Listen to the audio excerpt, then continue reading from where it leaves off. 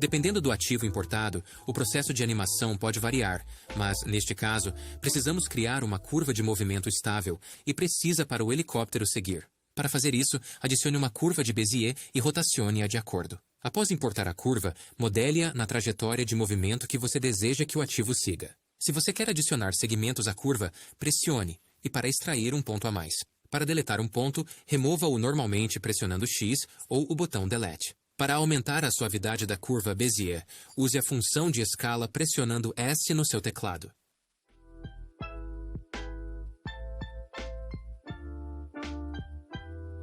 Para fazer seu ativo seguir a curva, certifique-se de que está no modo Objeto. Selecione seu objeto, pai.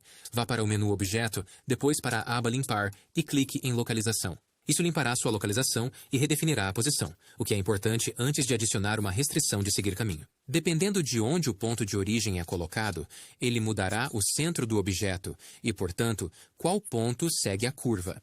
Você pode definir o ponto de origem para o centro da geometria voltando para a aba Objeto, que usamos mais cedo, e depois para a aba Definir origem. Clique em Definir origem para a geometria para colocar a origem no centro da geometria do seu modelo selecionado. Depois de colocar corretamente a origem, selecione a ferramenta Conta-Gotas na guia Restrições e escolha o caminho que você adicionou. Você pode limpar a rotação indo ao mesmo menu onde você limpou a localização e, em seguida, ajustar a rotação de acordo para ter a orientação correta. Agora, você precisará animar o deslocamento do ativo, o que pode ser feito animando o deslocamento na guia Restrições.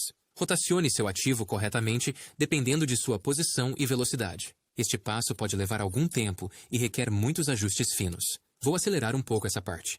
Recomendo o uso do Graph Editor para ajustar os diferentes aspectos dos seus ativos e o deslocamento. Use a opção Normalizar para escalar as curvas para uma proporção de 0 a 1.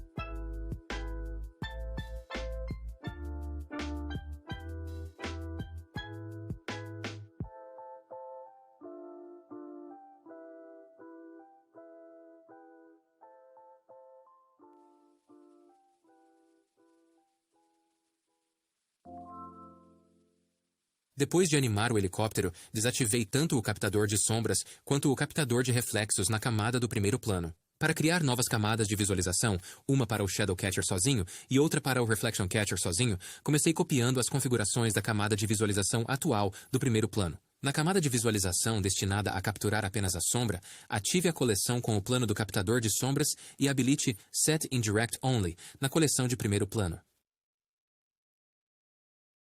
Para a camada de visualização reflexão, desative a coleção de fundo e ative a coleção reflexão.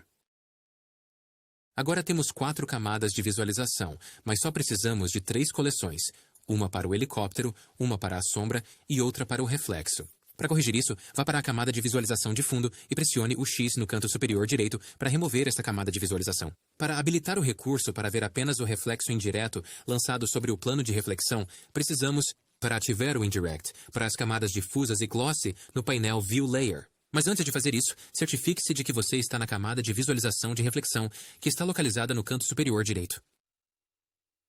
Percebi que o driver do helicóptero estava programado incorretamente, fazendo com que as lâminas girassem muito rápido e resultassem em um borrão de movimento excessivo.